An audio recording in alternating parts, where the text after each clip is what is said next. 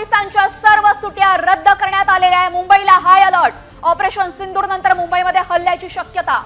धार्मिक स्थळ आणि पर्यटन स्थळांवर हाय अलर्ट आहे।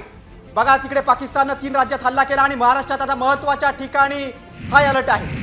सतर्कता बाळगण्याचे आदेश प्रशासनाला देण्यात आलेले आहेत। मुंबई पोलिसांच्या सर्व सुट्ट्या रद्द करण्यात आलेल्या आहेत। ऑपरेशन सिंदूर नंतर मुंबईवर हल्ल्याची शक्यता आहे आणि त्या पार्श्वभूमीवर आता धार्मिक स्थळं असतील, पर्यटन स्थळं असतील, इथे हाय अलर्ट जारी करण्यात आलेला आहे। अतिशय महत्त्वाची बातमी आता समोर आलेली आहे। महाराष्ट्रामध्ये ठिकठिकाणी महत्त्वाच्या ठिकाणी हाय अलर्ट जारी करण्यात आलेला आहे। भ्याड हल्ला पाकडे करू शकतात आणि त्याचमुळे आता मुंबई पोलिसांच्या सर्व सुट्ट्या रद्द करण्यात आलेल्या आणि त्यानंतर आता मुंबईमध्ये ऑपरेशन सिंदूर नंतर मुंबईवर हल्ल्याची शक्यता आहे। अगदी पण या संदर्भात आपण अधिक माहिती घेऊ। आमचे प्रतिनिधी सचिन गाड आपल्या सोबत आहेत। सचिन, मुंबई ही भारताची आर्थिक राजधानी आहे, ती सुरक्षित राहिली पाहिजे म्हणून आता सगळीकडे सतर्कता बाळगण्याचे आदेश देण्यात आलेत। अधिक काय माहिती?